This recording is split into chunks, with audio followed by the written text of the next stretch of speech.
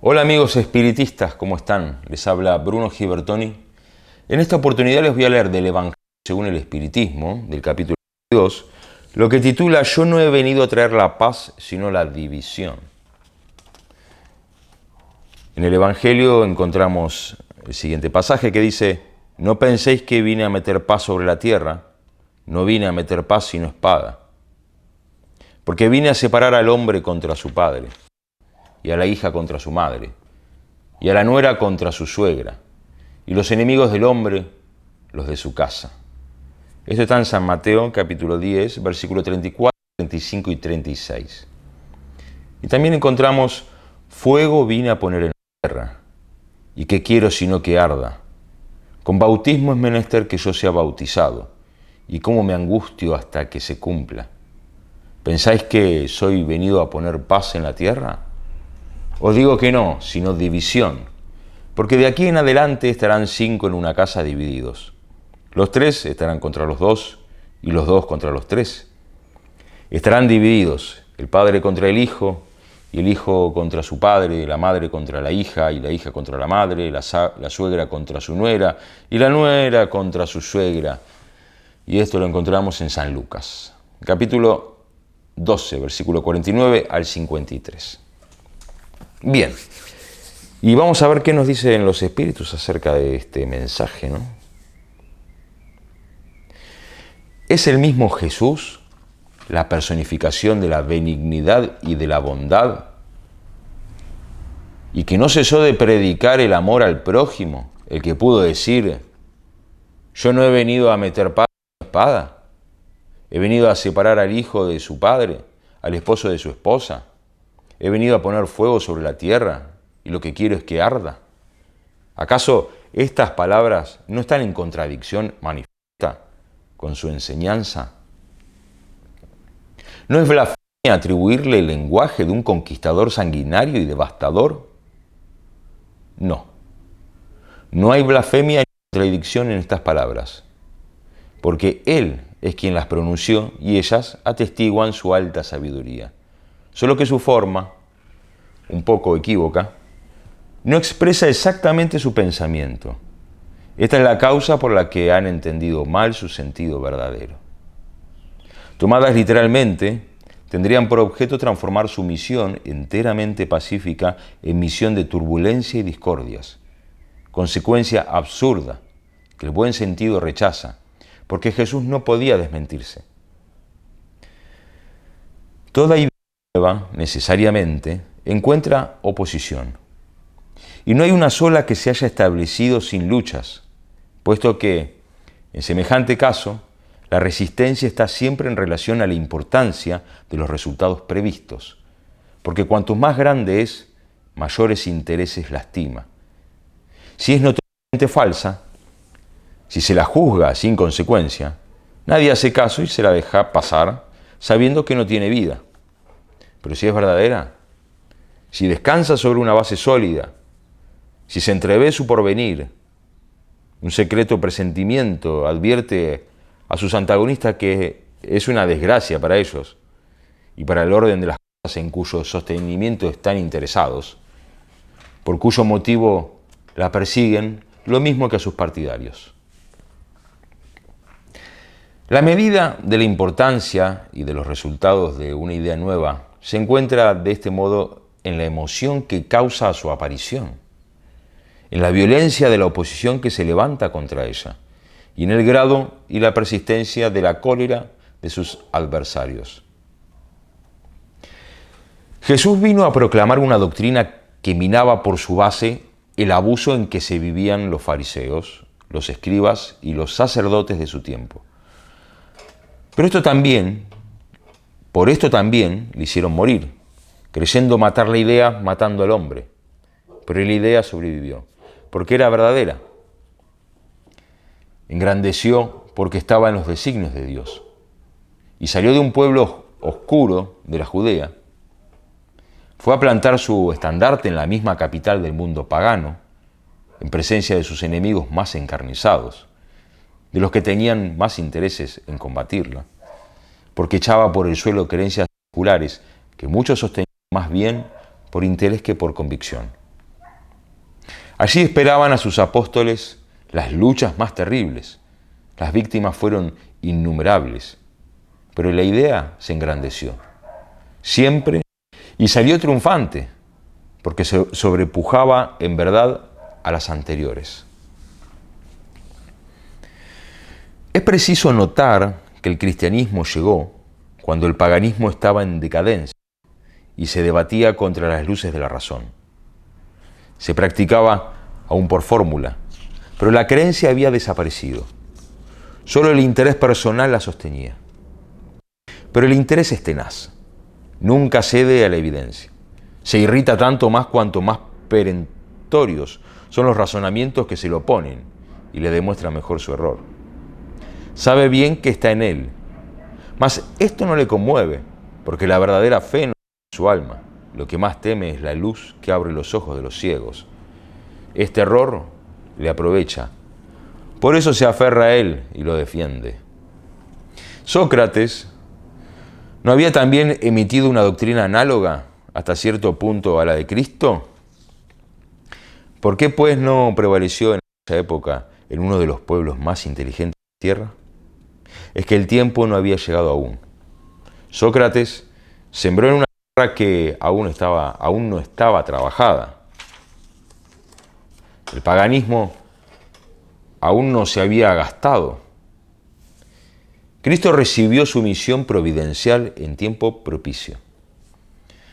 Todos los hombres de su época no estaban ni mucho menos a la altura de las ideas cristianas, pero había una aptitud más general en asimilárselas, porque se empezaba a sentir el vacío que las creencias vulgares dejaban en el alma. Sócrates y Platón abrieron el camino y predispusieron los espíritus. Desgraciadamente, los adeptos de la nueva doctrina no se entendieron sobre la interpretación de las palabras del Maestro. La mayor parte, cubiertas con el velo de las alegorías y de la figura, de aquí nacieron desde el principio las sectas numerosas que todas pretendían tener la verdad exclusiva y que 18 siglos no han podido ponerse de acuerdo.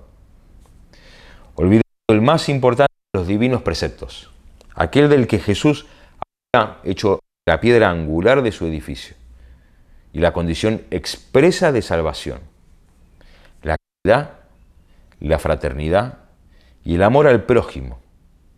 Estas sectas se anatemizaron mutuamente y se lanzaron unas contra otras, destruyendo las más fuertes a las más débiles, ahogándolas en la sangre, en los tormentos y en las llamas de las hogueras. Los cristianos vencedores del paganismo, de perseguidos, se hicieron perseguidores, y a sangre y fuego plantaron en ambos mundos la cruz del Cordero sin mancha. Es un hecho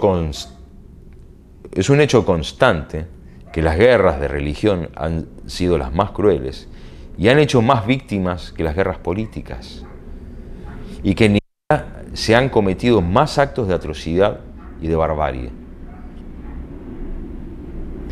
¿Acaso está la falta en la doctrina de Cristo? No, ciertamente, porque condena formalmente toda violencia.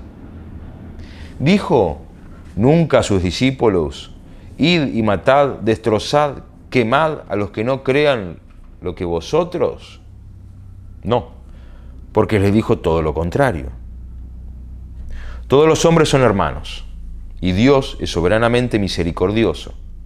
Amad a vuestro prójimo, amad a vuestros enemigos, haced bien a los que os persiguen. Les ha dicho más: el que mata por la espada, perecerá por la espada. La responsabilidad no está pues en la doctrina de Jesús, sino en los que la han interpretado falsamente y han hecho de ella un instrumento para servir a sus pasiones, en los que han desconocido estas palabras: mi reino no es de este mundo. Jesús, en su profunda sabiduría, preveía lo que iba a suceder. Pero estas cosas eran inevitables, porque eran inherentes a la inferioridad de la naturaleza humana que no podía transformarse repentinamente. Era preciso que el cristianismo pasase por esta larga y cruel prueba de 18 siglos para manifestar todo su poder. Porque a pesar de todo el mal cometido en su nombre, ha salido puro. Jamás se le ha puesto en tela de juicio. La culpa ha recaído siempre sobre los que han abusado de él. A cada acto de intolerancia se ha dicho siempre: si el cristianismo fuese mejor comprendido y mejor practicado, no hubiera sucedido esto. Cuando Jesús dijo: no creáis que haya venido a poner paz, sino división, su pensamiento fue este: no creáis que mi doctrina se establezca pacíficamente. Traerá luchas sangrientas, a las que mi nombre servirá de pretexto, porque los hombres no me habrán comprendido o no habrán querido comprenderme. Los hermanos separados por su querencia sacarán la espada uno contra otro, y la división reinará entre los miembros de una misma familia que no tendrán la misma fe. Yo he venido a poner el fuego en la tierra, para limpiarla de los errores y de las preocupaciones, del mismo modo que se pone fuego en un campo para destruir las malas hierbas. Y por mi parte quiero que arda para que la purificación sea más pronta, porque de este conflicto saldrá triunfante la verdad. A la guerra sucederá la paz. Al encuentro de los partidos, la fraternidad universal. A las tinieblas del fanatismo, la luz de la fe razonada. Entonces, cuando el campo esté preparado, os enviaré al Consolador, el Espíritu de verdad, que vendrá a restablecer todas las cosas. Es decir, que haciendo conocer el verdadero sentido de mis palabras, que los hombres más ilustrados podrán por fin comprender, pondrán término a la lucha fracticida que divide a los hijos de su mismo Dios. Cansados, por último, de un combate sin consecuencia, que arrastra tras sí la desolución y lleva la turbación hasta el seno de las familias, los hombres reconocerán en dónde están sus verdaderos intereses para este mundo y para el otro. ¿De qué lado están los amigos y enemigos de su reposo? Entonces, todos se agruparán bajo una misma bandera, la caridad, y las cosas se restablecerán en la tierra según la verdad y los principios que os he enseñado. El espiritismo viene a realizar el tiempo predicho. Las promesas de Cristo, sin embargo, esto no puede hacerse sin destruir los abusos, como Jesús encuentra a su paso el orgullo, el egoísmo, la ambición, la avaricia, el ciego fanatismo, que acosados en sus últimos atrincheramientos intentan cortarle el camino y le suscitan trabas y persecuciones. Por esto le es necesario también combatir.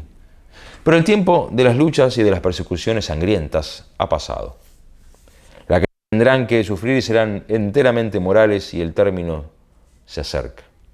Las primeras han durado siglos, estas durarán apenas algunos años. Porque la luz, en lugar de salir de un solo foco, sale de todos los puntos del globo y abrirá más pronto los ojos de los ciegos. Aquellas palabras de Jesús deben, pues, entenderse por la cólera que él preveía de su doctrina, que su doctrina iba a levantar, los conflictos momentáneos que iban a ser su consecuencia, las luchas que tendrían que sostenerse antes de establecerse, como sucedió con los hebreos antes de entrar en la tierra prometida, y no como un designio premeditado por su parte de sembrar el desorden y la confusión. El mal debía venir de los hombres y no de él. Es como el médico que va a curar, pero cuyos remedios provocan una crisis saludable, removiendo los humores malsanos del enfermo. Bien, aquí terminó este texto, ¿no?, que para mí tiene muchísima actualidad, porque sabemos que en la tierra donde vivió Jesús hoy en día se están disputando una terrible masacre. No digo guerra porque es una masacre, se están matando mal. Y es el mismo lugar donde habitó este Señor, ¿no? Que dijo estas cosas. Y hoy en día seguimos en la misma. Así que bueno, la próxima les voy a compartir algo que me parece muy lindo, muy interesante, que es Misión de los Espiritistas.